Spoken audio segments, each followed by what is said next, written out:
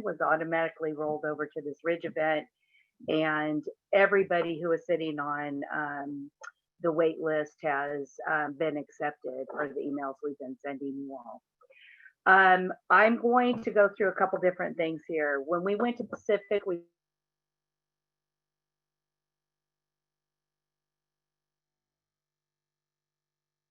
two Zoom meetings. We did one around COVID compliance at the track, and then we did our virtual drivers meeting. We're doing that all in one meeting tonight. And we will record this, we will post it. But just like an in-person drivers meeting, we really need to have all the teams involved and viewing this information, because there are some nuances if you've never raced with us or if you weren't at Pacific. The COVID stuff really has changed a few things, but the good news is it hasn't impacted the experience and the joy that we got to have at the racetrack. The one thing I do want to ask is, will somebody please order sunshine? We went to Pacific in a monsoon with lightning all around us, and I know a lot of you raced at Portland over the weekend in the rain. So far we're looking good. I think that there is a certain level of chance of you know what I mean, rainfall. Thank you, husband. Gregory sitting on the other side here. He's going to be the executive producer behind the scenes. I've got a short PowerPoint presentation to go through that's going to take you through all the things that the track is asking us for. I see we have folks in the waiting room again. We're going to take you through what the track is asking us to do in terms of COVID compliance on their end, and then what that means for Lucky Dog drivers. And then we're going to launch into how we get ready to go racing, the stuff that we would normally do at the track. And we'll have Chris Wilhelm, who's our Director of Technical Inspection and Safety, join us for a little bit, possibly Tire Dog.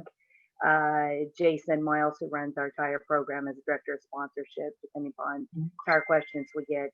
And then we will have Eric Torgerson, who's our Director of Event Operations or Race Operations, who also runs the doghouse, not the dugout.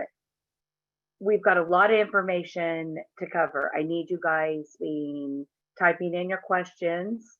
You'll see at the bottom of the Zoom bar, it allows you to type in questions. When we get to the end, we will go through and answer all of those questions. Greg and I hopefully will be leaving the San Francisco Bay Area on Wednesday night to head north. So if you do have additional questions, I'll be captive in the truck for 2 days, and you can certainly call and text and email me. So what I'm going to do right now is put on our PowerPoint presentation and share my screen.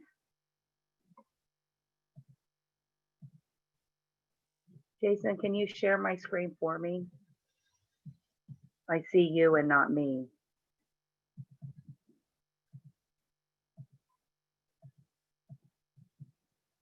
All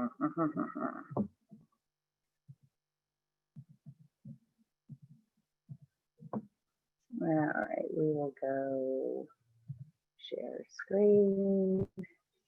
Yeah, I can't share your screen, but okay. Yeah, it should be. Do you see it now? Nope. You don't see my screen or the PowerPoint presentation? Nope. Okay. I just shared my screen with everybody. Ah.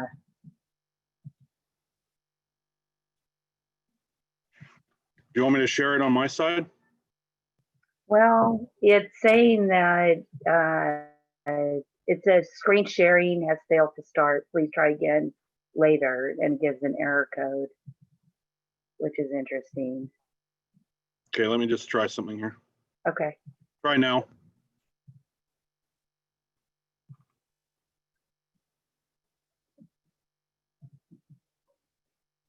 Is it up yet? Nope. No. Oh, I just love technology, man. Yeah. let me, just keep- I'll do it on my side. It's fine. Okay, thank you. Is it there? Yeah, I see it now. Does everybody else see a PowerPoint presentation? I think they're all on mute. Okay, yep, we're getting some yeses. That's what I want to see. Thank you, Jason. I'm not sure why it's not allowing me to share, but as you know, we're preparing for this weekend's Ridge event. But what makes this event really special for this time of year every year is that we do Salute to the Dogs. It's our chance to really celebrate our current military soldiers, our veterans, and certainly Heroes Motorsports, which will have 2 teams with us this weekend. And we'll talk about that program later. But as I had put in our schedule that you could see on the website, we allow teams to volunteer, and we look for 1 team per branch of military to volunteer to represent that military. So during the race, we've got another competition going on to see if the Navy can beat the Army. But what was interesting about this exercise is, of course, once again, nobody wants to be Coast Guard. So I did get an email tonight. Usually can't find anybody for Coast Guard, but everybody wanted to do this Space Force thing. So I think we've got a couple more branches of military that are going to need representation. So let us know. So Jason, let's start going through the slides since I think you've got control of it at this point.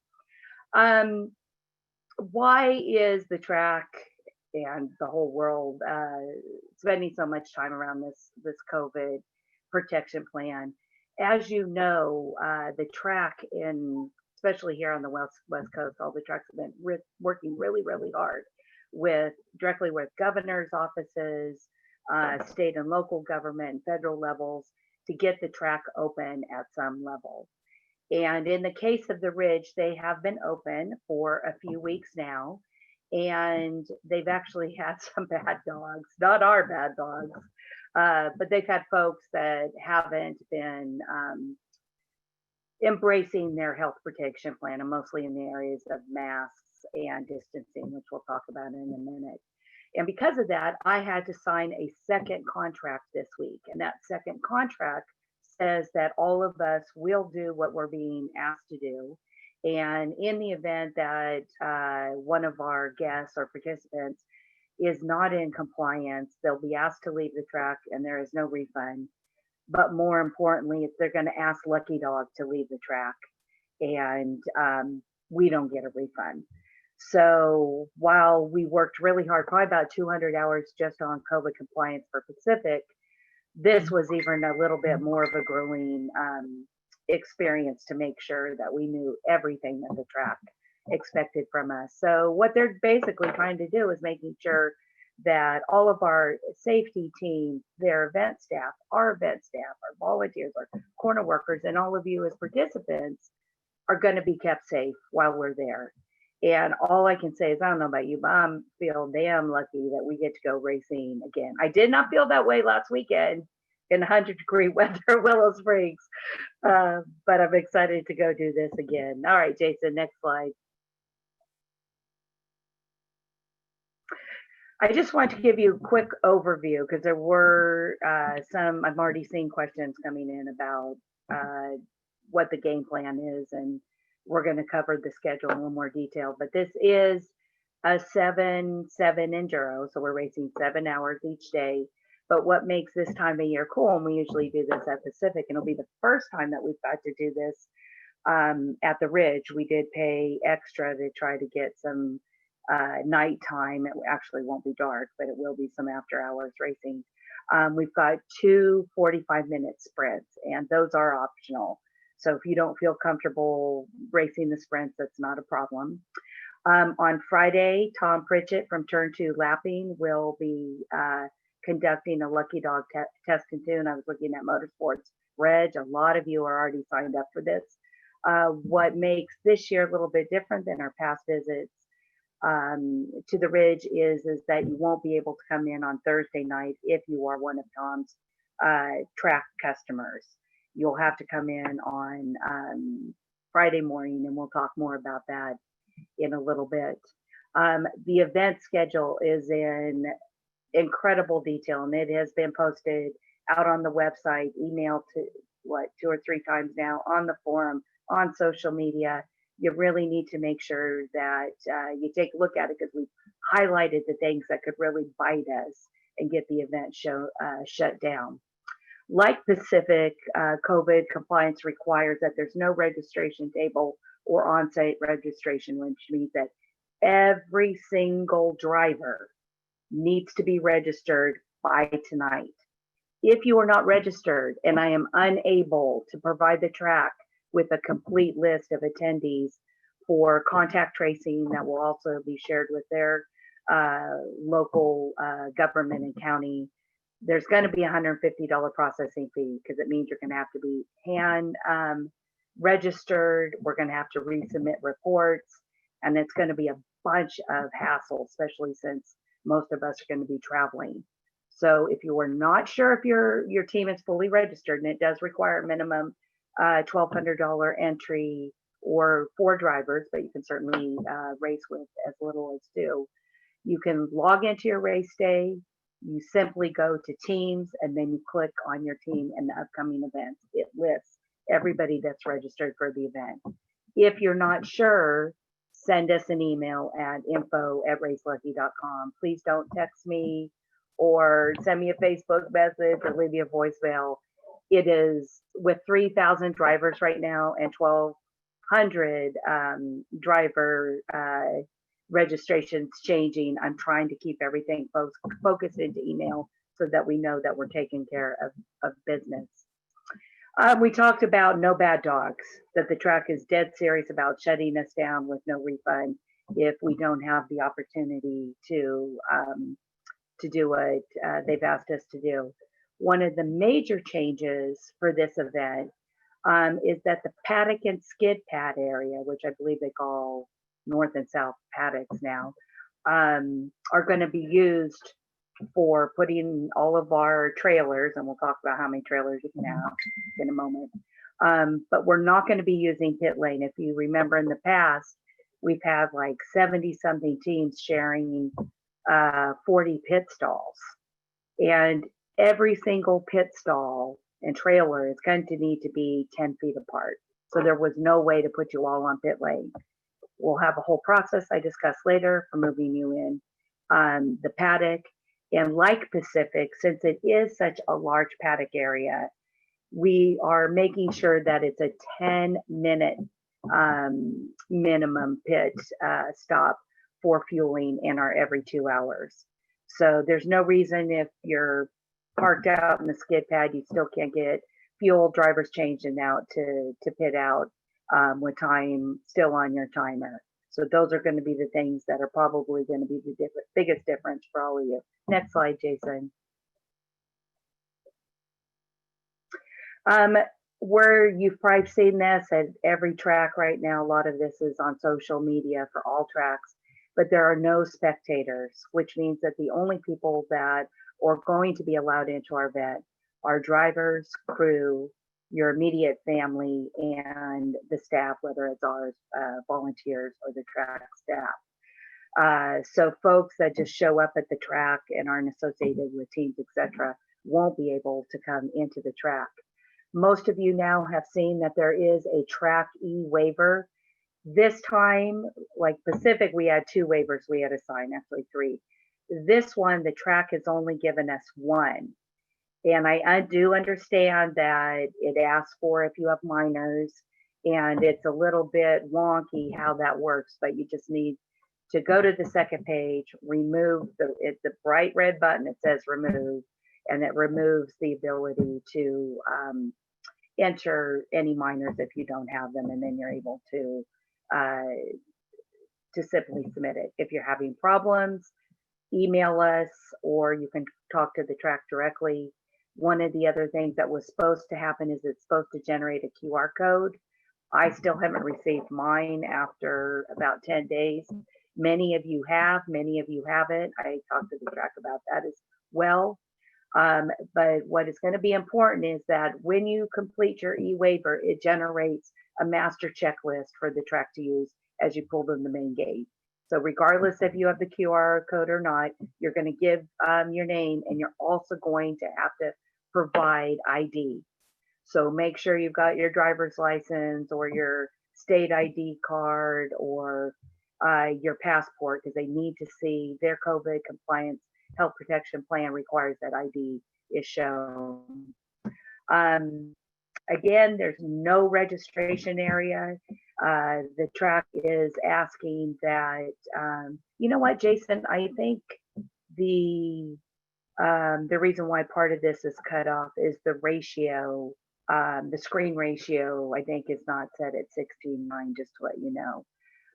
But where it says participant protection, the track is asking that you wear either your mask or your helmet anytime that you were outside your immediate pit area, which is we're pitting in the paddock.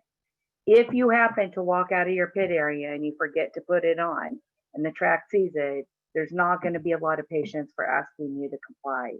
So please make sure that you brought a mask to the track with you.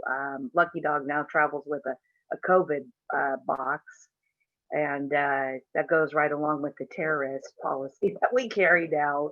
It's a really surreal world at the moment. But I do have some extra masks. We got boatloads of gloves and hand sanitizer, etc. So, but please try to bring those items with you. Next slide, Jason.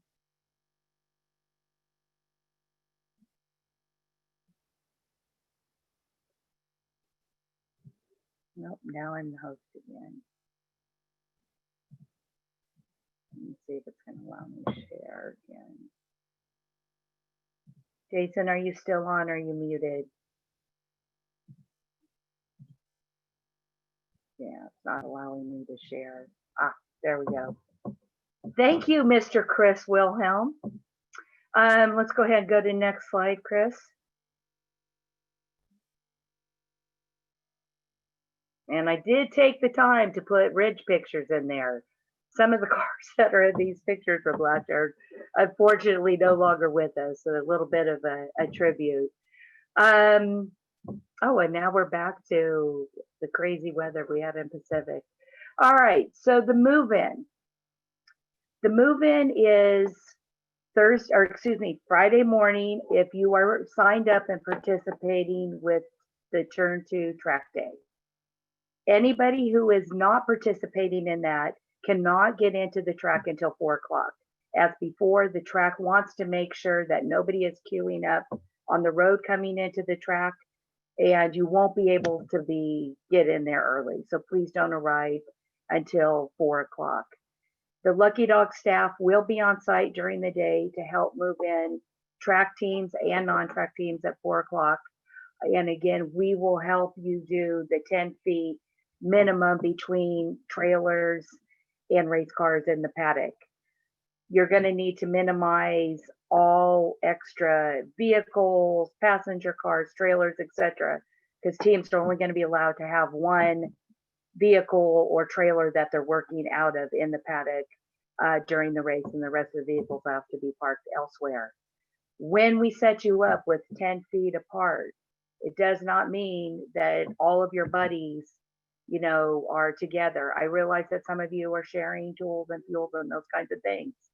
That's not going to matter. Put the stuff in the middle and make sure that you are distanced 10 feet apart. And we're also going to ask that you make sure that you don't have all the awnings out and furniture, etc. We're going to have to do the best that we can do to make sure that all these teams, I did have 86 teams, but of course the Canadian border is still closed. We lost some Maple Leaf Dogs, and I've had some cancellations today, but it will probably be the largest Lucky Dog event at the Ridge. And Lucky Dog is always the biggest event at the Ridge to begin with. So we're going to have to be very careful about moving. Social distancing, 6 feet. I know this has been beat into everybody's heads. Masks, sanitation, 6 feet, social distancing, which is easy to forget to do. We know that you're getting teams, your drivers out of cars, switching drivers. But if you are using your mask and a lot of teams will be wearing gloves, that's going to help the cause. There will also not be a tech inspection area because we don't want people lining up in queue and not social distancing. Like Pacific, we're going to come to each of your paddock areas and do tech. There's no registration desk, but we need to give all of you your wristbands and provide you with your transponders. So the registration gals will be coming to each of your paddock areas as well so that nobody is queuing and not social distancing. All right, let's go ahead and go to the next slide. Little Mad Greek action here. Common sense, if anybody's got any symptoms, they need to stay home or they need to go home. They need to let us know that. We are traveling with thermometers too, so that we can take temperatures. And if anybody ends up, whether it's our group or the staff or track personnel or drivers, you need to let us know if you have been tested and contracted the COVID virus. We actually did have a team that last weekend had to back out of our Willow Springs because both he and his wife had tested positive and they were asymptomatic. So it's just a really crazy situation at the moment. The last item on this slide about being careful about photography. The track can be shut down in a moment's notice if there's social media posted out there that shows that masks are dropping below noses, or there's no masks, or people are in groups and not social distancing. Please be very, very careful of what you are posting. In fact, if you want to get an initial picture of your team, as soon as we get to the track, put all your masks on, take your picture and get it posted so that we're showing that we're doing the right things out there. Next slide. And we've got some Fieros out here. Again, advanced registration. I really don't want to wake up tomorrow morning after I probably will have gone to bed at 4 a.m. trying to get registration done and have folks that they didn't register and they didn't know. Please don't make us charge you the $150. And remember, you can't pay us on site. We're not supposed to accept payment at the track. And even the track services have to be paid with a credit or a debit card. There's no cash as well. Teams are moving in at 7 o'clock and the rest of you are not queuing, and you'll be at the gate at 4 o'clock for us to let you in. All right, let's see the next slide, Chris.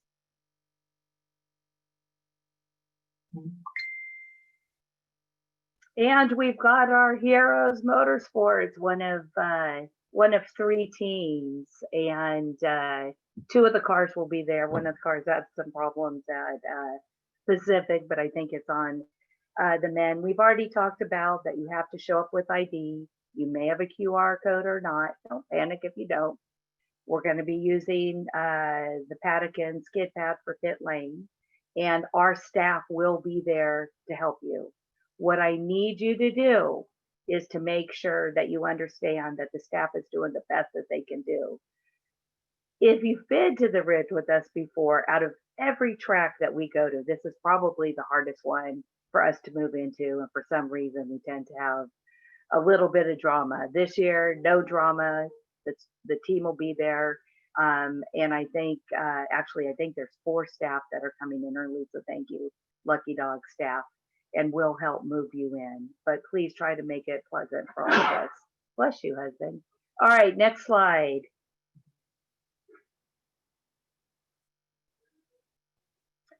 And this looks like it might be Josh. He is social distancing, probably being a spotter for the number 77 car. When we move you into the paddock, you're going to have to decide what one vehicle goes in there. For most folks, it'll probably be their trailer or a some type of camper that you've got all your tools and stuff. But if there are extra RVs or trailers, there's plenty of room at that track to pull them out of the way. I really need to keep fire lanes clear, and I need to make sure that our skid pad area and paddock is as less congested as possible, because technically it's going to be a hot race surface. You guys are going to be coming in and off track, doing everything there. We've given you 10 minutes so that you don't have to speed. And I did buy the staff 2 more speed guns for this trip so that the pit marshals aren't always arguing over who gets to have the one speed gun. So we're going to really be cracking down on that. Your driver wristbands, I imagine the track is probably going to give us a wristband as we come in so that they know that we're in compliance. Lucky Dog will give drivers a wristband, but your crew doesn't need to be registered with us, and family members don't require a second wristband, which is different if you were at Pacific with us. As I was writing these words last night, I was laughing. No gear check, because we need to make sure we're not touching a bunch of stuff, and we're going to trust you. We're going to trust that you've got all of your equipment and that you don't have anything expired, and that it's, oh, there, I see someone's got, that's what the actual QR code looks like. Nice. I haven't seen that.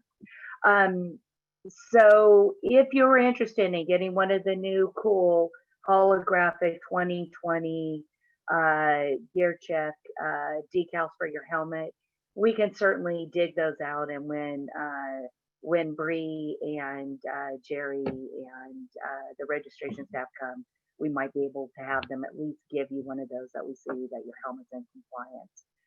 Next slide.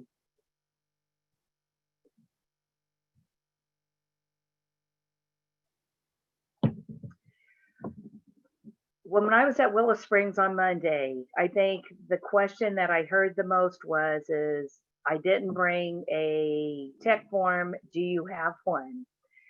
It will make Chris and Eric and Jason's life a whole lot easier when they come to tech your area, that you've got your logbook out and that you have completed your tech form. We've tried to make it really, really easy. And this week we set up a website for just the form that's called luckytechform.com. You can always find that as well underneath the rules on the website, but I thought that this might be easier. We have talked about that we have extended the pit stops now to 10 minutes, and I want to thank the teams that contacted us with a bunch of data behind this and to help educate us on, yeah, maybe that is worth doing. It worked really well at Pacific, and I have all the faith that it's going to be fine for us at the Ridge. Next slide.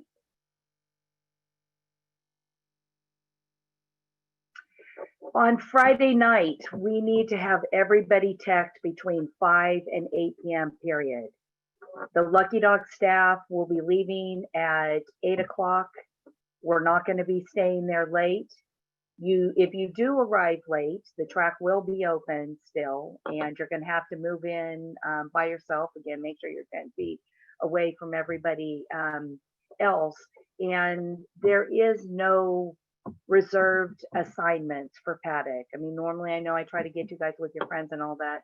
You're going to have to be a little more organized, get your team to come to the track all at the same time so that you can move in together. But if you arrive late and we haven't teched you, Saturday morning is going to be crazy to try to get all these cars out on grid and get everybody qualifying and the race started.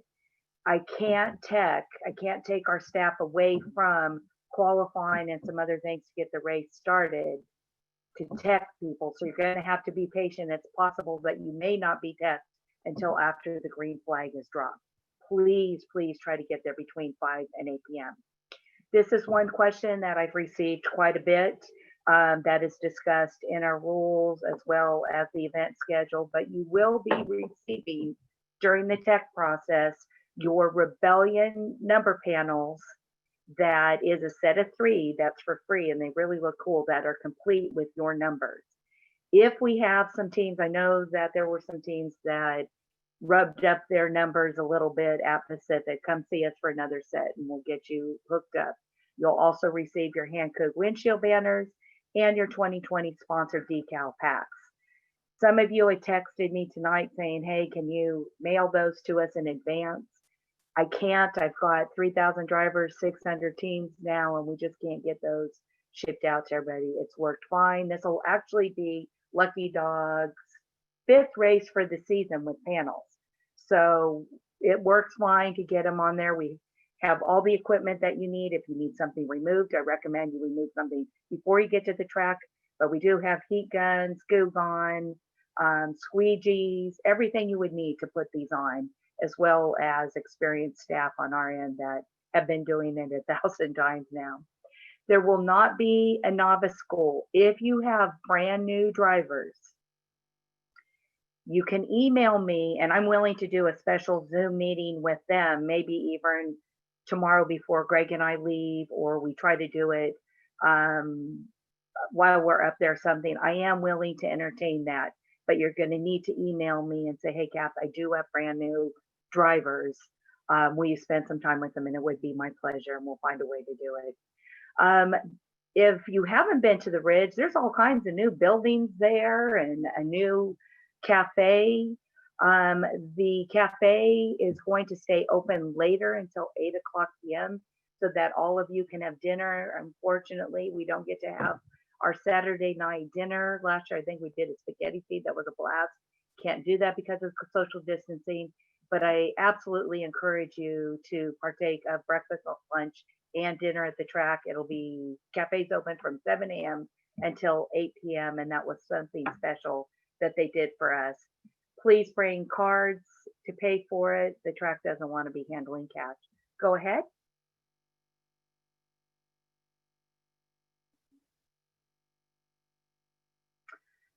So some of you have already paid for $5 to have dinner with us. There were a number of you early on before we knew that we couldn't, or you had paid for it for your registration at Portland, which we just rolled over. I would ask that you consider donating that $5 to our event charity, which is our Veterans of Hero Motorsports, or drop me an email and we can request a refund. We know that a lot of folks have been furloughed and have barely made it to the track. We get it.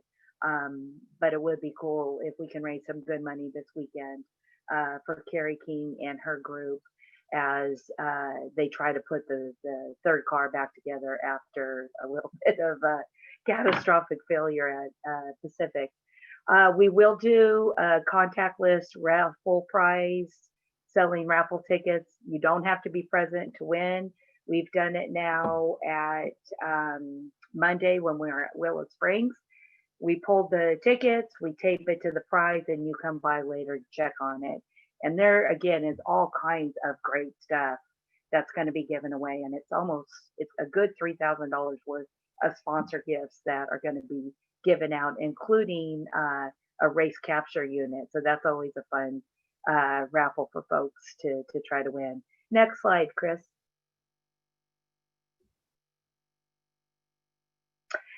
Reminder that this is a Hankook tire event, which means that you have to have tires that have been purchased from Hankook Motorsports that are branded with the Lucky Dog label. I know that Jason Miles has been working really hard to try to get orders expedited and processed just because of all the national UPS problems that are happening at distribution centers. So I know that folks that are in Portland have been anxiously awaiting to get tire delivery to AR, and I understand that it's on the way. I did have a new team that emailed us last night saying, hey, we just saw that we have to have tires. And Jason was kind enough to try to track down a way. That doesn't always happen since those tires come out of Austin, Texas. Make sure that they are the tires that are discussed in our rules on our website under rules and sponsors and in the schedule that come out of Austin. Looking at this next bullet, I didn't mean it to sound like it sounds, but kids are allowed at the track. They don't require a leash, but pets need to be on a leash, and they're certainly welcome. There's going to be no alcohol at the track while it's hot. So you are responsible for your guests and family. While they may not have a driver ban be driving, the track does not allow any type of alcohol until the race has ended. We won't be able to do our traditional award ceremony. And while I initially thought that that was a huge bummer, I saw that this worked great at Willow Springs. We had everything set up in a Victory Lane area, and teams would come and pick up their podium trophy and other things that they may have won, whether it was driven oil or Hawk brake pads and tires. $3,000 worth of tires are going to be given away. You'll be able to capture pictures. Bree's been taking great pictures and posting, so it actually worked out really well. Text notifications. We have been doing this thing called Slick Text for a while, and it requires that you go in and set up a subscription that's for this race only. You're going to text Ridge 20 to 31996, and it's completely outlined in the event schedule as well. When you sign up, it'll ask you for confirmation and you send back yes. What's nice about this system is that we'll be able to provide you with information during the race. I hate to see red flags, but sometimes we have to shut the track down. This is one way of me communicating with everybody how long we're going to be shut down and what the protocol is going to be. We have decent coverage, cell coverage out there. It's not like going to Willow Springs. Please try to use it. Probably the most valuable thing that this thing does is that when you have lost control arms or you need tires, what have you, we can send a broadcast email out that says, hey, team 444, has, lost a tire, or we need control arms for the 13 car, whatever it happens to be. And it's a great way to get you back on track. I don't automatically dump all of your phone numbers in there. We give you the control over it because I realize some of you have plans that you may incur some costs. So if you are paying for any type of message and texting fees, we don't just automatically do it. Please sign up. Go ahead. Let's see the next slide. We have Randy coming out again, and he was supposed to come to Pacific with us. Wasn't a good idea at the time, as we are still trying to get our sea legs around COVID. He came with us on Monday to Willow Springs, and it was a great opportunity again for teams to meet Randy, put your mask on, take a quick picture. But he can go out and drive your car with you, or not with you, but with your team. And you have the opportunity to learn. We are not bringing a car. Greg is leaving his car here, which means Randy's going to be more available than usual. I would hope that you guys would use and abuse him. He's a huge, huge supporter of what we're doing. So at this time, we have finished our COVID compliance, and we're going to get back into what we would normally talk about. Greg, can you take that outside, please? I love it. Phone calls ring. I'm waiting. We already locked up the pets. Usually the cat would have walked by now. What we're going to talk about now is what is normally discussed in a driver's meeting. I'm going to cover some items. Chris will cover some items, and Eric and Jason will as well. At this time, before I jump into it, I thought, Chris, this might be your opportunity to talk about what will help make your tech process easier and what you expect from the teams.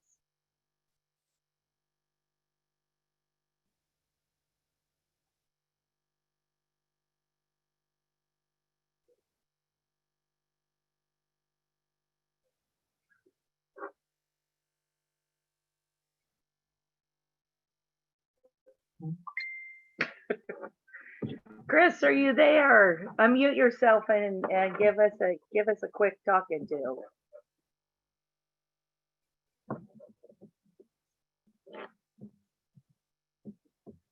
I'm trying to find him to unmute him. Oh, he can't unmute himself. Can you unmute him? I'm going to try canceling his screen sharing because I think he's.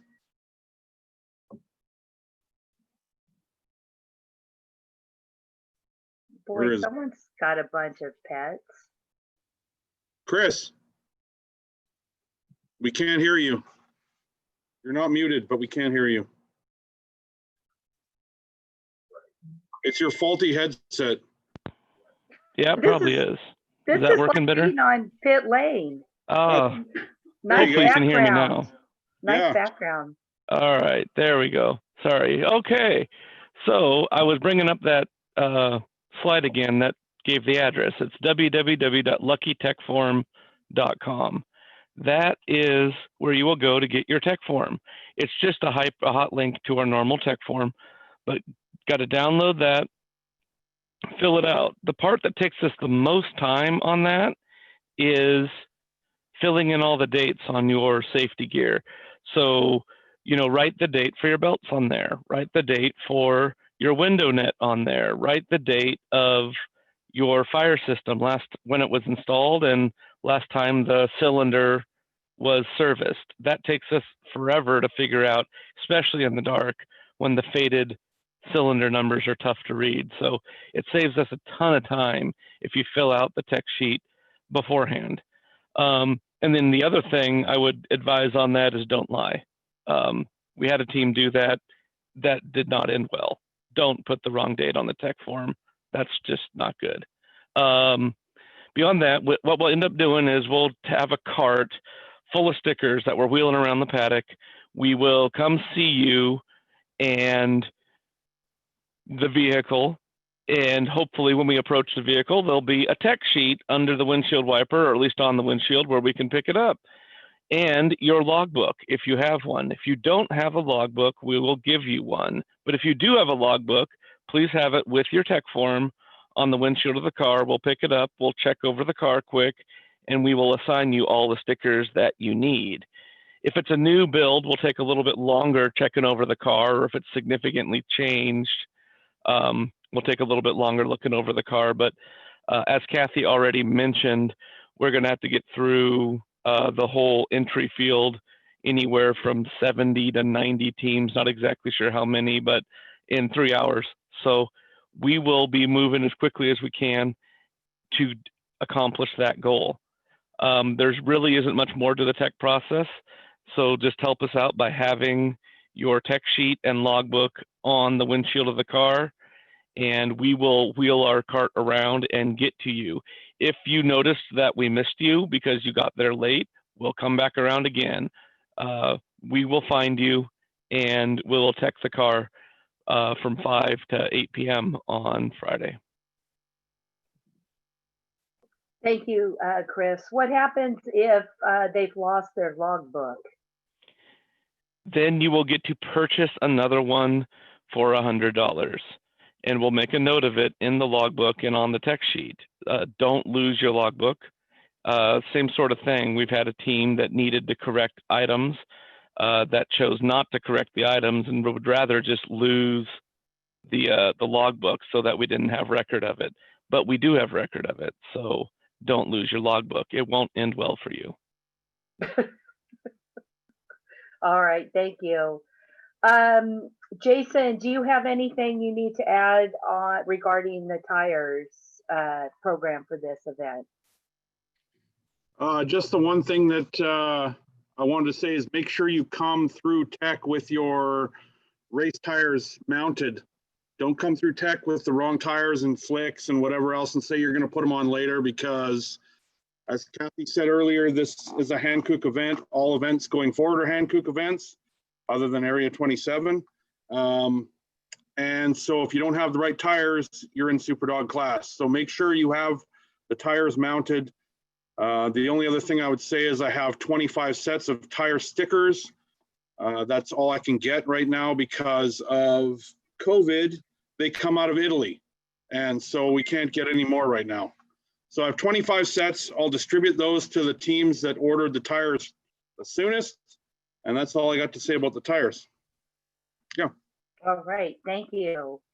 Hey, Jason, is there a way for you to do a quick poll from your end in Zoom? I'd be very curious how many people are both new to Lucky Dog and are new drivers. It's always good to kind of show the group what we're looking like. We've got everything from somebody who's never been into a race car to a world champion like Randy, but if you can find a way to do that between you and Chris.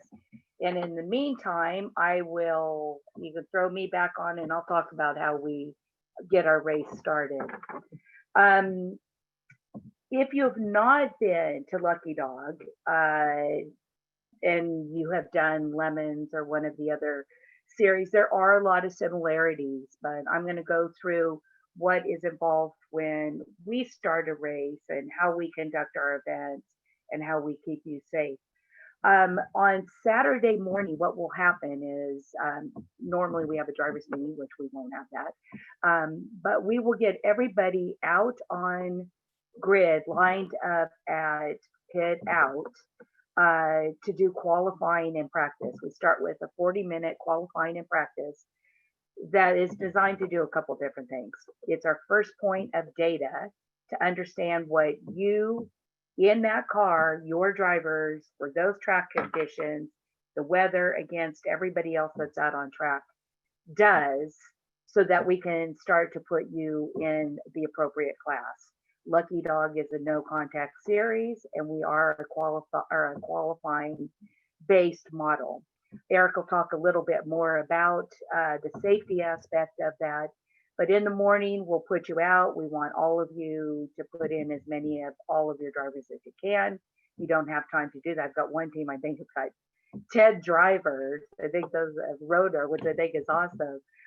They'll be pitting every 45 minutes, but they've got a boatload of people. But we'll want to make sure that you can get everybody through, especially your green beans. Once that session is black flagged, everybody will come back in. What will normally happen is you'll go back to your pit in the paddock. You'll get ready for the real race. About 5 minutes to 10 o'clock, we will have you line up on grid. We line you up double file. In Lucky Dog, we do a double file rolling start. You will be behind the pace truck, and I see that our pace and safety team is on this call as well. So thank you to Northwest Safety and Robbie and Tim and Aaron, and there's all kinds of people coming to this event. And Adam and Trotter, and I think Hadley's coming. So you're going to be under pace control for a few parade laps, and we're making sure the transponders are working. You guys are getting the lay of the land. One of the things that you want to make sure that you're doing while you are out on track during practice is seeing where the flag stations are located and which ones are manned.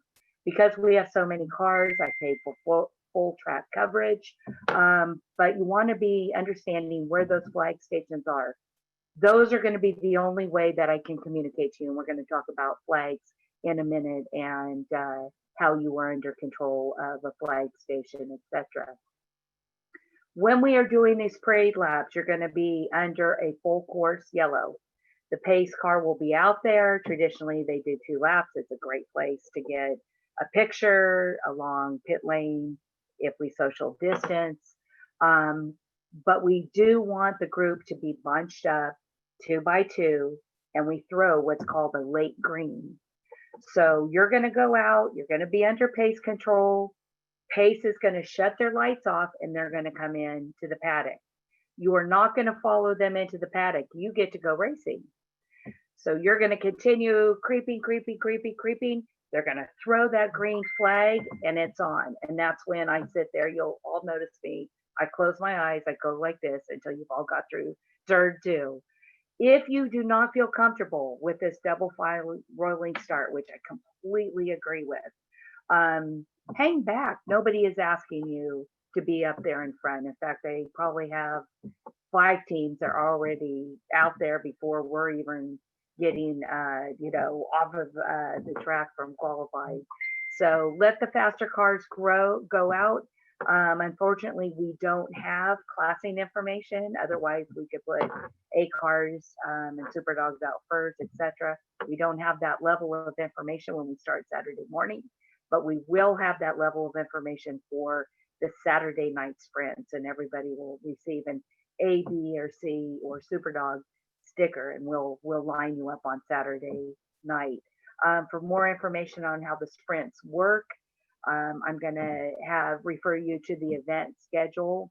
There's about a half page on the requirements for that, having a mandatory pit stop, having 2 drivers, etc. Once the green flag drops, we all know that these cars are going to purr for 7 hours straight and nothing happens. Well, I wish that was the case. Usually within the first few laps, something's already fallen off, whether you have left your tools on your car, or someone's already dropped a drive shaft. But the flags are going to be what's important to keep you safe. In Lucky Dog, we have something that's called line of sight. So you are under control of a flag of this next manned station in front of you until you have passed the incident, you have passed the flag stand, and you can see the next manned station. Not 3 stations ahead of you, but that next manned station. When you do not see a flag presented, that means it's green flag racing. One of the things that I notice at most of our races is we never get everybody out there to take the green flag at the same time. Most of the pack has come around, we drop a green, and the rest of you are still back up in turn 5, 6, 7 at the ridge. The way that you will know that we've dropped a green flag, besides everybody with radio screaming in your ear, green flag, is that the yellow flags will come in. When the yellow flags come in and there's no flag presented, that means it's a green flag. In the event we end up with something dropping off on the track or something off the race line, there will be an isolated yellow flag. It'll be a standing yellow. That standing yellow means that you need to reduce your speed and be more aware of your surroundings and reduce your speed 70% of race speed. The fastest way to get a black flag in Lucky Dog is to pass under yellow. To be honest, that's where most of it comes from. And we completely understand how it happens. We're all racers ourselves. It's on, you blow past somebody. You've already made the pass. Don't try to give it back. So don't be waving out the window to get that car you just passed. And the car that was just passed, don't be foolish enough to take the spot back because you were the one just passed under yellow too. And you're going to end up with a black flag. Once there is no flag presented at a station and you can see it next man station, we're back to green flag racing. If there's something very significant on the track, obviously we're not going to leave it out there if it's on the race line, what have you. But these cars spin, you could be pointing in the wrong direction, car could have come off. There will be a yellow flag waving violently, and we ask you to reduce your speed to 40%. When there are emergency vehicles on the track, whether it is pace, safety, tow truck, heaven forbid, an ambulance, there will be white flags presented that indicate that there is a vehicle on track. We treat it as a yellow flag in the sense that you are not allowed to pass under yellow flags. In fact, usually, a white flag. Usually the white flag follows the emergency vehicle around the track. It is usually presented with a yellow flag, but you are not to draft off of the ambulance or pace. You don't pass any emergency vehicles unless you are waved by. Most of the time they're doing what we call hot pickups, which means they want the traffic to keep moving and they'll wave you by. That's usually the protocol. But do not endanger our safety crew by buzzing them or passing them if you haven't been waved by. And do not pass under white flag because you will be black flag for that. In the event that you're going to be passed, we do use the yellow passing flag with the yellow stripe. That indicates that you're simply being passed. We always joke about it means there's a race going on and you're not in it. That really isn't true. Lucky Dog is very inclusive. We have very good drivers, brand new drivers, slow cars, cheetah cars. I've got to make it safe so that all of you can coexist out there, which means that you're probably going to be passed. What we're relying upon is that the passing car is taking full responsibility for the planning, preparation, execution of that pass.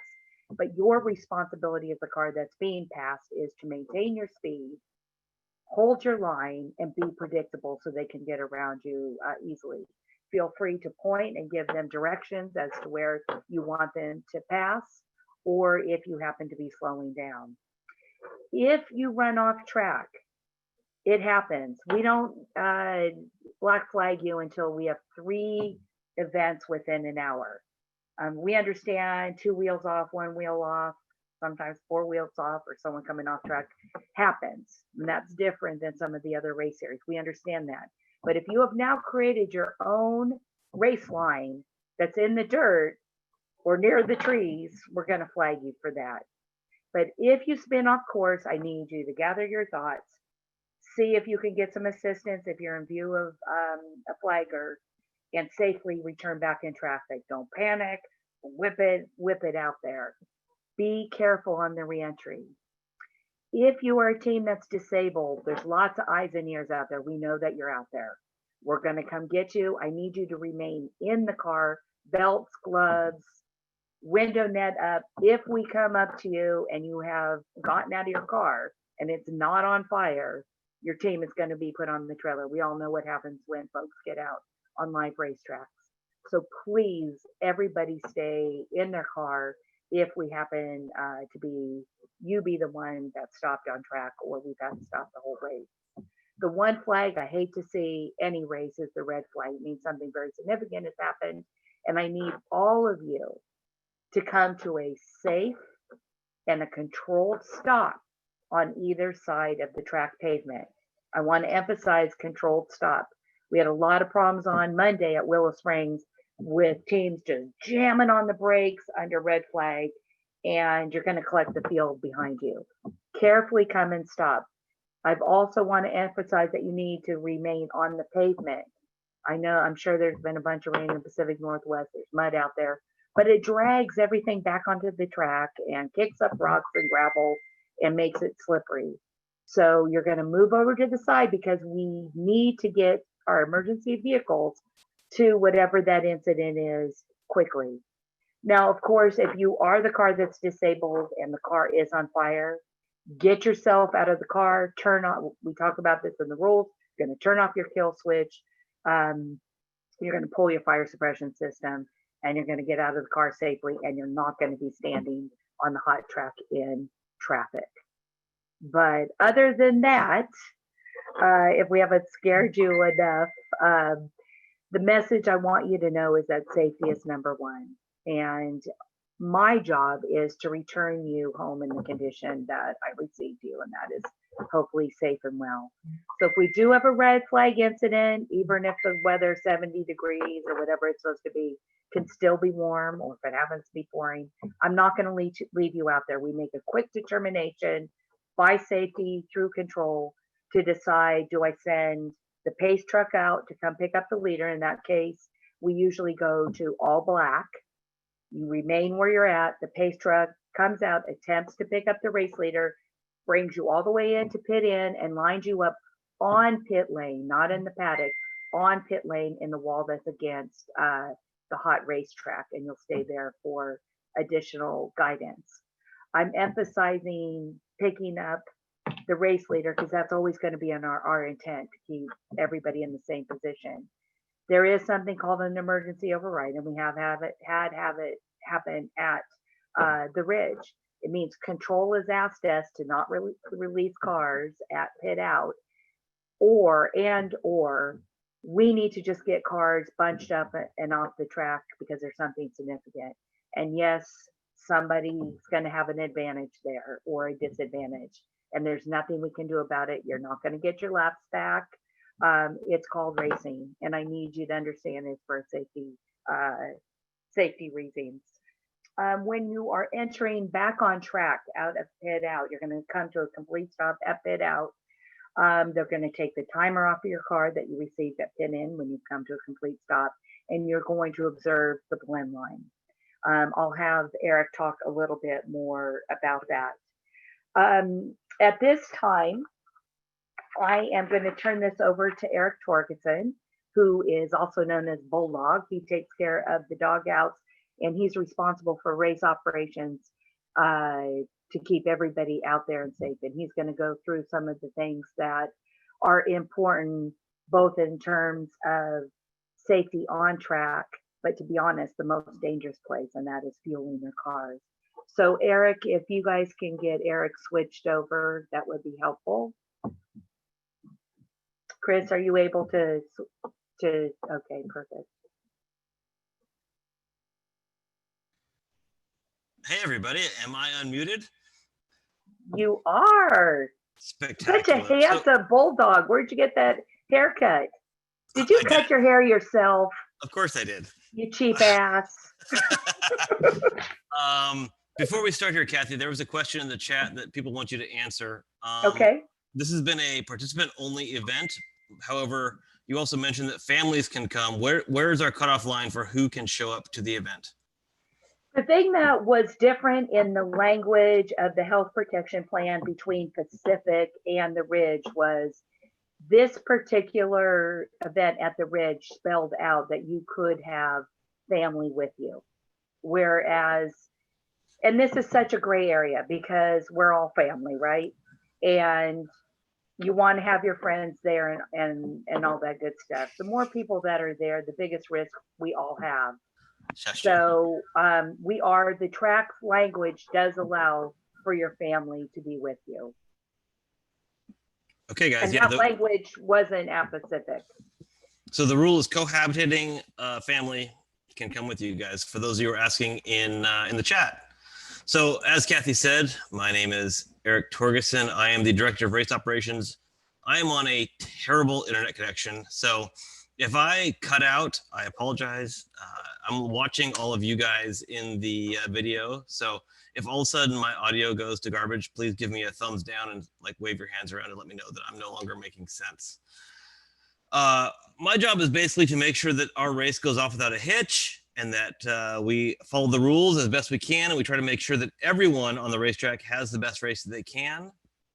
But before I talk about the rules and about how we do that, I always talk about attitude because this series is something that Kathy created out of a love for racing, and she has invited all of us to come with her on this journey. And we are here as amateurs. We are enjoying our time on the racetrack. I race a car. I love to get on the racetrack just like the rest of you. And so what we want from all of you, and particularly in this event, when we have 80 cars, we have such a massive field, is that you guys have to all be good racers. You have to be good dogs because there's a lot of people out there. We do lots of things to try and encourage that. We have lots of rules that we've talked about, all the pass under yellows and too many offs and contact rules. In general, though, if you are on the racetrack and you are driving in excess of the ability of the cars around you, then you are probably outside the spirit of this series. So we will be flagging people who are driving in a way that make other people go evasive to have a safe race for them. Now, you might be a professional racer. I mean, we know none of you are actually professional racers, but you might feel like you're a professional racer and you can drive that car really fast. Save that for your time attack runs. In this series, we are an amateur series. We are open to everyone. We want everyone to come to the racetrack and have a good time. All of the teams on the racetrack have paid the exact same fee that you have paid. Everyone has a right to be out there and to race.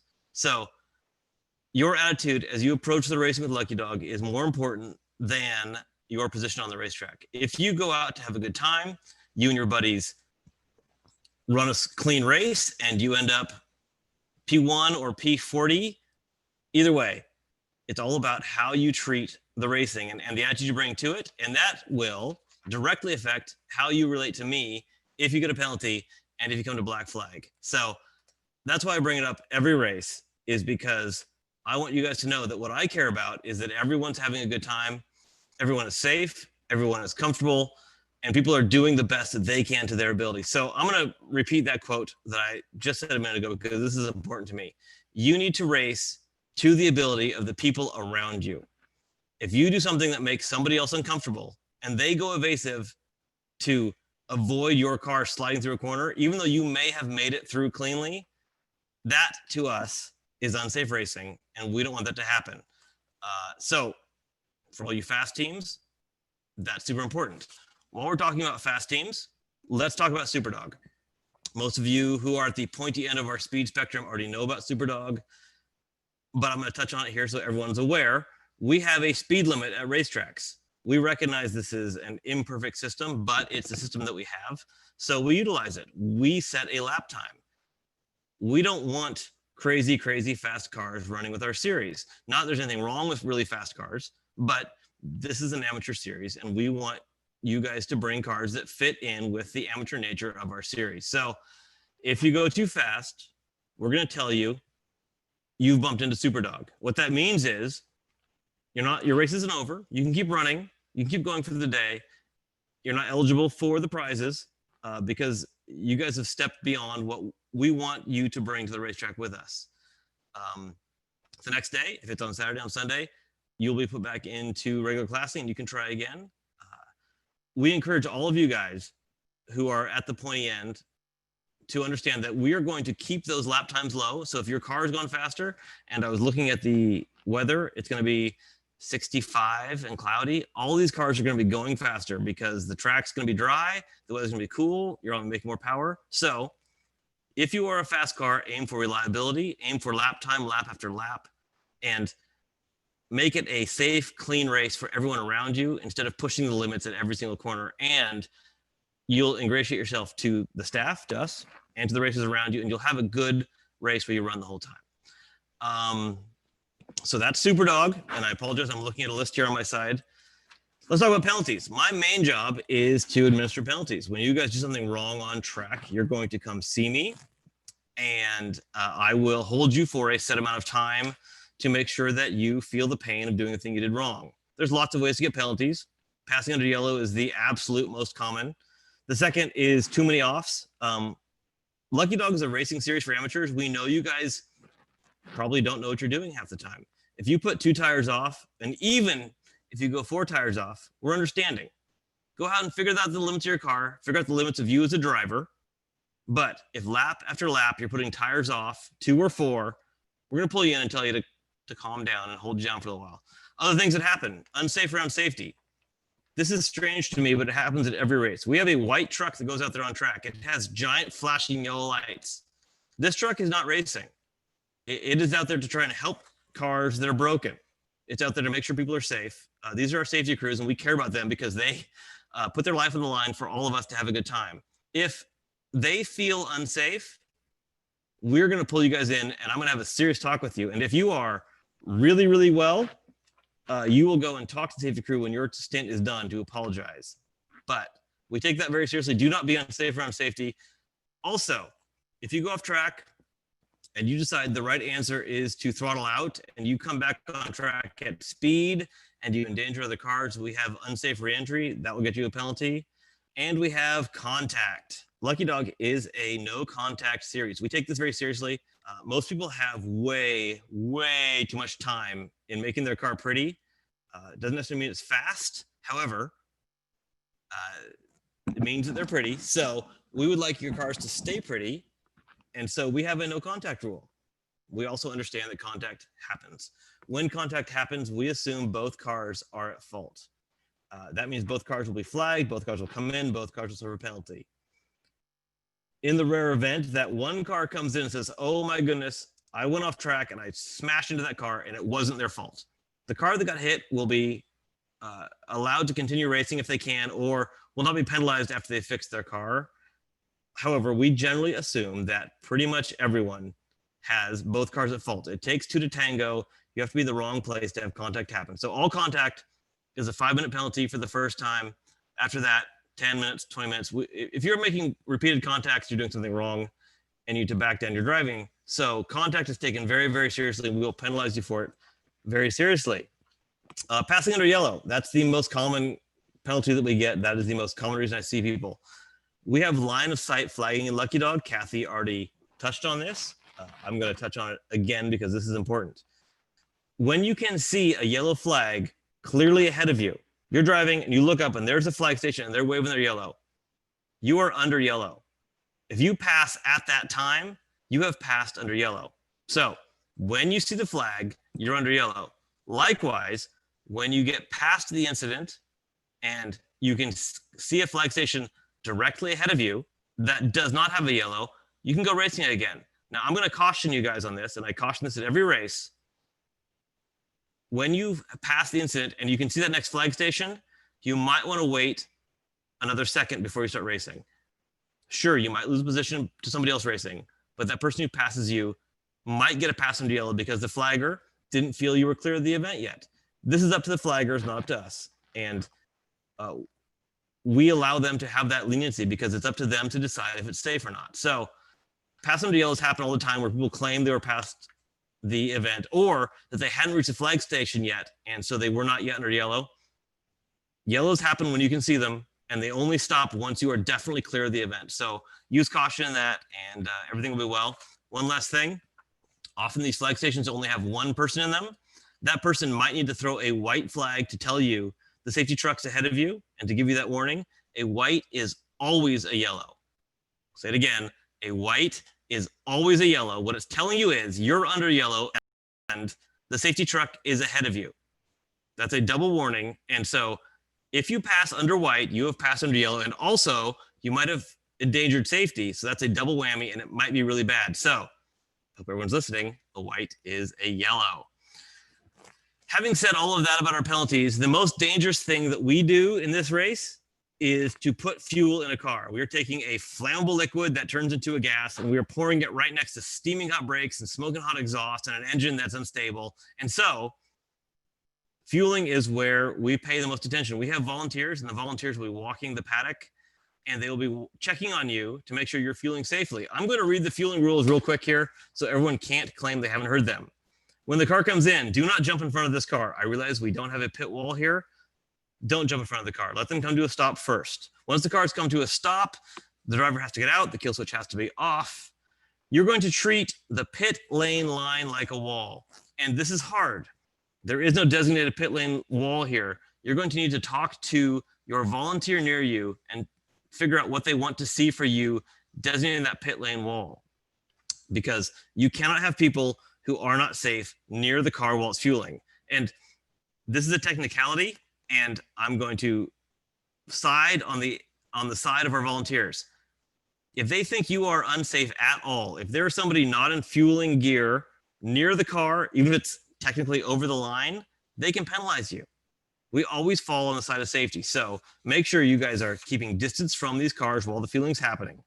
You may not stage jugs. There's no wall here. You still can't stack jugs up in a line at the edge of your wall. You need somebody handing jugs to the fueling guy and make sure the fuel cans are far away from that hot car. If the car goes up, and I'm speaking for the staff, we've all seen cars go up in flames from fueling. I only want one fuel jug or no fuel jugs near a car that's caught on fire. If you have all your jugs lined up, that's a much bigger problem. Please keep your flammable liquids away from hot cars. And we're going back to this no pit wall thing. This is problematic with paddock fueling. Everyone needs to be safe. If you have someone who is not in a fire suit, who is at your table fixing tools, but that table happens to be 5 feet away from where the car is being fueled, you're probably going to get penalized. Make sure your people are aware fueling's happening and everyone backs the heck up and stays safe. Again, our volunteers have the ultimate control over if they feel like you're being safe. We're not giving them hard and fast rules. What we're giving them is, let's make sure everyone is being safe. And if they're being safe, then they don't need a penalty. If it's unsafe, then they do. So your team needs to be responsible for making sure your fueling is safe. Finally, you need to have a catch pan with at least a 2.5-inch side that holds 1 gallon of fuel. Any fuel spills bigger than about a 1-inch circle. Anytime you spill fuel in a major way, you're probably going to get a penalty. And your fire bottle person, the person who is holding the fire extinguisher, who is monitoring the fueling, needs to be paying attention at all times. They can't be talking to their buddies. They can't be looking around. They need to be looking at traffic, and they need to be looking at the fueling that's happening so that if either is a danger, they can help their fueling person to safety, either with putting off the fire extinguisher to put out a fire or to move them out of the way of a car which is not paying attention.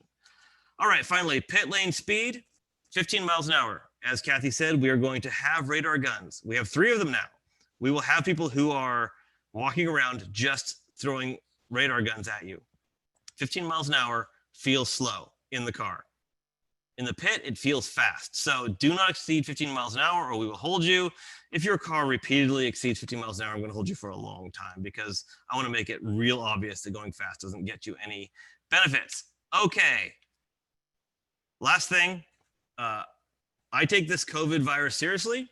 I have vulnerable people in my life, and I think that all of you probably have people that you don't want to get sick. So I'll be wearing a mask when your car comes up. I will not be sticking my head in your car. If I have to talk to you, I will be yelling at you as best I can. If that communication is hard, I will write it on paper. I will be showing you this when you show up. Can everyone see this? I am not going to be yelling at you. Did you get fuel? When you drive up to pit out, give me a thumbs up or a thumbs down. That tells me how to handle your timer. Obviously, if you guys want to lie to me, you can say, no, I didn't get fuel. I didn't get fuel. Let me out. Well, we're going to catch that in the timing system that you didn't stop for 10 minutes for your fuel stop. So it doesn't gain you anything. It just makes everything worse. So if you get a penalty, I'm going to write your penalty on a whiteboard or a chunk of paper, and I'm going to show you what your penalty is. My goal is not to stick my head in your car to get us face to face. If I have to do that, I'm going to put a mask on and I'm going to get as far away from you as I can. Sometimes for safety issues, if somebody doesn't have their Hans hooked or their window net's not up, I will go and help you because I want you to be safe on the racetrack. But it is very important that we all respect each other in regards to this virus. And also, Kathy touched on this, but I'm going to touch on it again because I care. We don't know how the track's monitoring is going to be. We don't know how the county's monitoring is going to be. We have no idea what Washington is going to do about masks. Masks are required by law in Washington during this race. It is a misdemeanor to not be wearing a mask around other people in Washington. I hope all of you will take it seriously and you will mask up. If you want to take your mask off, go into your trailer, go into your RV, go into your car. I know that those of you who are at Pacific may have seen that the masking relaxed over the weekend because the track did not provide us with very good monitoring. But this is pretty serious and we can get kicked out of the track. So if you guys want to go racing, if you guys want to have a good weekend, this is a requirement and I hope you'll be respectful of that. So that's my spiel. If anybody has any questions, please go ahead and throw it into the comments. I'm going to be monitoring the comments for the next 10 minutes. And as always, you can always come out to the doghouse at the end of pit out, and I will do my best to answer your questions. Likewise, I will have my phone number sitting there so you can text me if you want to maintain social distance. I respect that perfectly. But if you want to just ask me direct questions, that's fine. We're always here to help make sure you guys have a good race. Our only goal is that this is a safe, fun weekend. We're not here to try and be punishers or to try and make things too serious, but we take all of this seriously and we want to make sure that everything's good. So again, I'll be watching the chat for the next 10 or 20 minutes. And if you guys have any questions, let me know. Thanks a lot. Thank you, Eric. I appreciate that. Some of these questions that I'm seeing are hysterical. So whoever asked about if Speedos are required, I think you know the answer to that. But the last couple items before we wrap this up, we tried to make this an hour, but we were combining two meetings into one, is that when the race does end, there is not an impound. So I don't want you guys to worry about bringing your cars into an area. We don't have any protesting and you don't need to worry about that. I do want to find out who is going to be broadcasting live from the track. So if you could email info@racelucky.com if you're on Race Hero, Race Monitor, Race Capture, if you're doing streaming, let us know. A series like this grows through social media.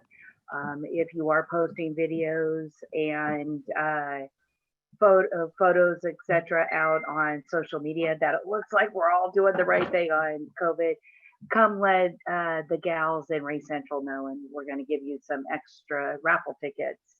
I'm going to hit on a couple last questions that I have seen in here. Yes, this call will be posted. We'll put that on social media, the website, the forum. I'll do an email blast.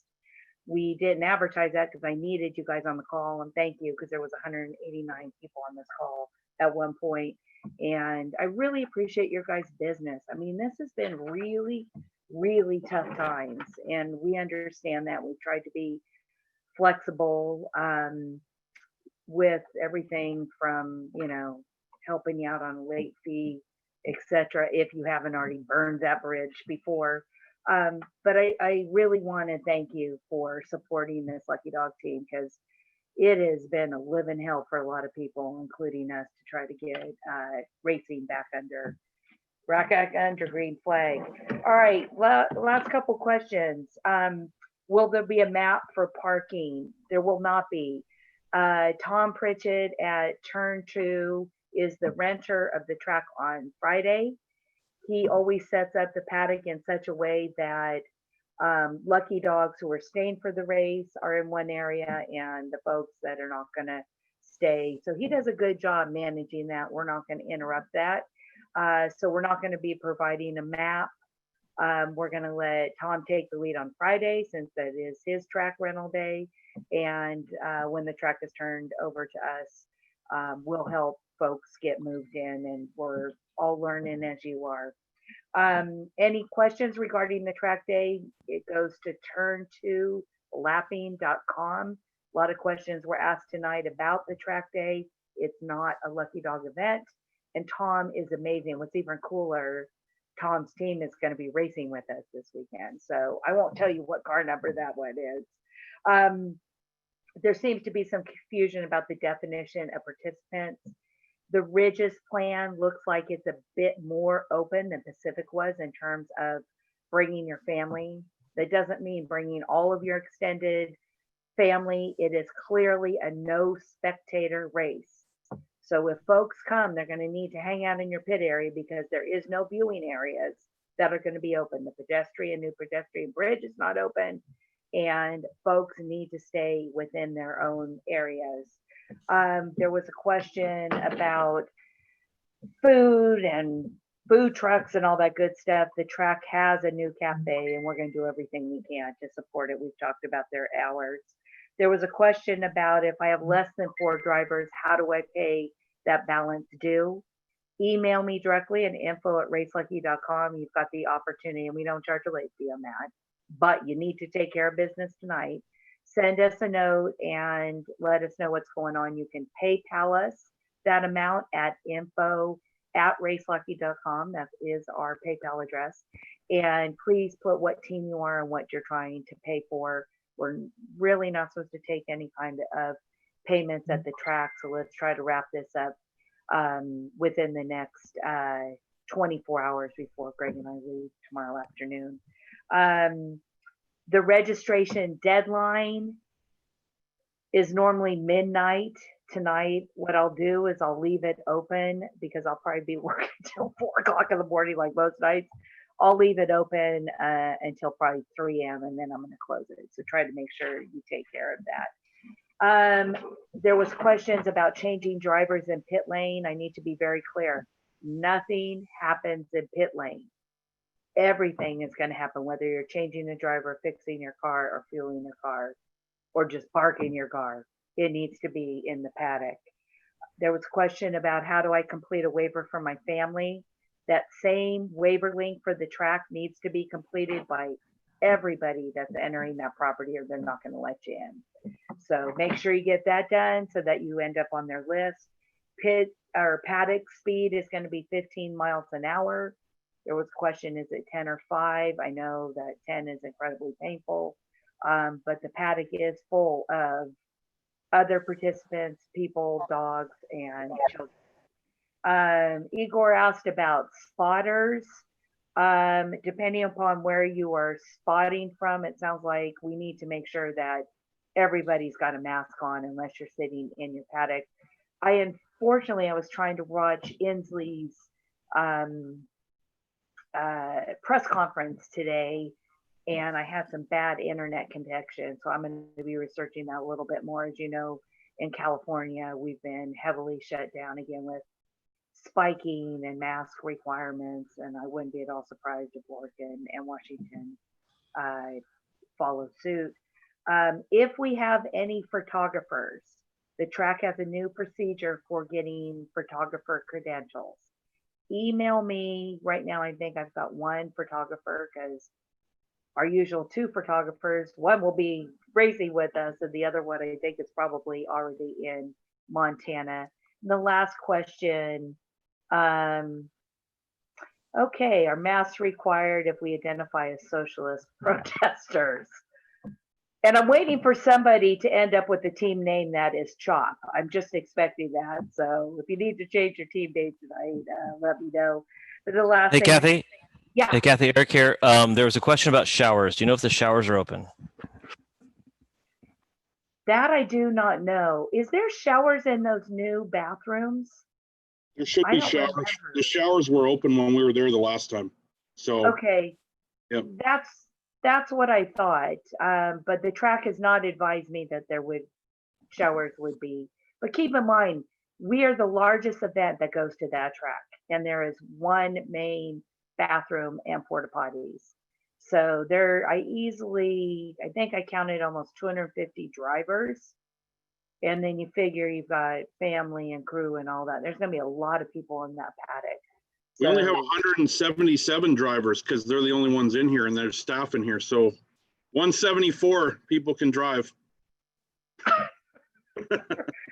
That's true. You didn't show up. Right. And then the last item was asking about the Superdog number and do we publicize that? And no, we do not. That number is kept under wraps until somebody blows it. We know the teams have predictive lap timers, and we're trying to get a true understanding in the spirit of the rules of what your car against the field with your drivers can do. So, with that said, yes, if you are out of your paddock pit spot, you have to wear masks. I see that come up multiple times, and that's going to be non-negotiable. So Yeah, at this time, what's that? Well, I'm just saying that I believe they just announced today in Washington State, you have to wear a mask anywhere in public. So that includes the track. It is in public. And I do have some really cool Lucky Dog branded masks that we didn't have for Pacific that we'll be bringing up. I know that it's kind of a pisser to wear masks sometimes, but if you can make it fun, it takes the edge off of it today. I see there are questions that are going to continue to come in. We'll keep this up and the staff will try to monitor this, but if you would like, you can also email us at info@racelucky and we'll take care of it. I know a lot of people need to get back to thrashing on their cars, unloading their trailer. That includes us. And again, thank you for your business and your patience and your support for allowing Lucky Dog to get kickstarted on our 6th season under world pandemic. It's absolute I'm crazy. getting a bunch of questions on Facebook, Kathy. Okay, go ahead, Jason. So anyone that doesn't have stickered RS4s, send me an email, jason@racelucky.com. I have some tires stockpiled in Washington, so we might be able to figure something out. Some teams are asking, saying that they didn't get notified that they cleared the wait list. So I don't know if you want me to forward those to you or if these people can just You can, as we had emailed everybody, and one of the issues is that a team captain entered and none of their drivers are entered, of course, and they didn't get, the drivers don't receive an email because I don't blast everybody, I only blast the folks that are registered in the system. So last week, team captains received an email on what has to happen. We've updated the website to say everybody was accepted. And you're going to have to give a round of applause to your Canadian teams, but because they couldn't cross the border, it opened up a bunch of spots. So everybody is in there. Awesome. Okay. I think that's all I got. All right. And if we have any plumbers in the group, team number 77, which is related to our staff, Daryl and Jerry Dyer, they're not on this call because they had a major water line blowout on their property tonight. So they're trying to get some help to figure out up there in Battleground how they get this under control. So if there aren't any more questions, we're going to let you guys go. I will see you on Friday at the track. We'll be there personally for about 3, but my staff will be there earlier. But please keep in touch with us because we know that there's a lot of moving parts on all of this. Oh, Kathy, leave. I guess so. I guess If there's that's any it. We're done. questions, yeah. Any further questions, feel free to put them in chat or whatnot. Jason and I and Eric are here. Yeah, we can unmute Eric there. Oh, yeah. 2-digit numbers. If you want a 2-digit number, you got to approve that with Kathy. 3-digit numbers are usually okay. Somebody was asking about that. Random draw for teams in attendance. Yeah, we do that after. Yeah, we'll let you. That'll be a greeting at the track, is that you weren't in the meeting. And we have. Wow. Wow. I thought my internet was bad. Kathy's call. Your internet went bad. You want to talk to the rest of the Zoom meeting? I'll put you on speaker. Not through your internet, Jason. Yours is bad as well. Yeah, exactly. That was awesome. Oh, man. Yeah, Well, I think all of our internet's going down.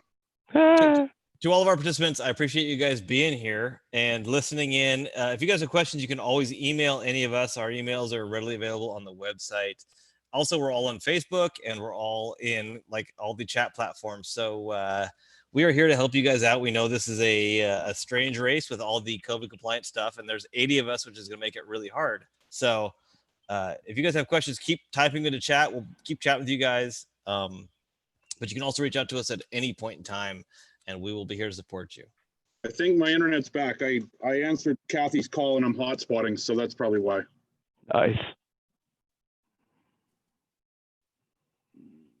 Oh, and now there's so many comments in the chat, I can't keep up. Yeah, it's all good.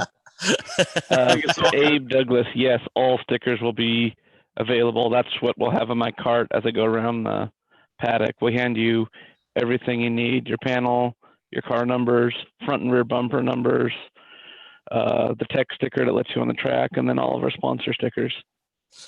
For a lot of our participants who haven't raced with us for a while, we have a lot of new stickers, and the vast majority of our tech time is actually spent putting stickers on cars.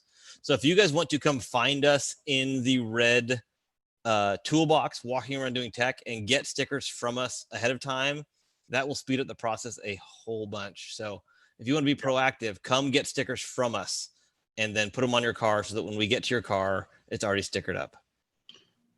Justin, yeah, there is I'll post a document on of all the required stickers so you can check and see if you have and which ones you need. Oh, good idea. Yeah. Yeah, all the stickers that we give you are mandated to be put on. If we give it to you, you have to have it. And if you've got, there's a couple of competitor ones that we've got to cover up. I've got all colored tape. So if you're still running your NASA Toyo tires stickers, that's not going to fly. Yeah. And window banners, yeah, they're required at the top of the window, unmodified. They don't cut it up and make a different word or something.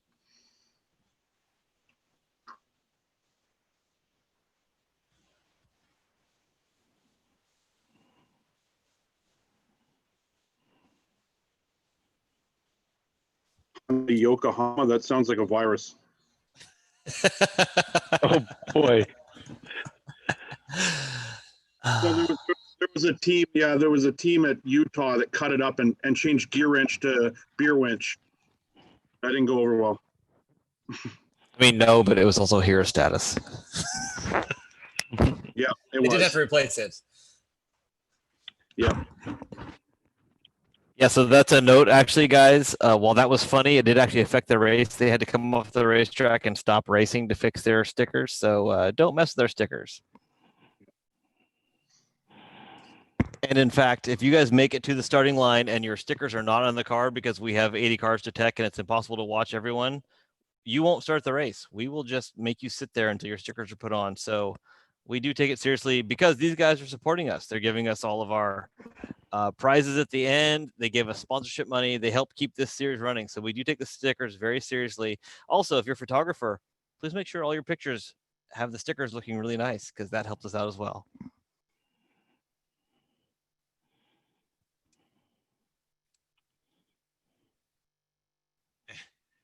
And As Jason's wife has said, don't put them upside down. Yes, also bad. all right, guys, this looks like the end. We've seen the end of the comments here. You guys can all reach out to us whenever. Thank you guys for being here. Cool. Bye. We'll see you guys on Friday morning.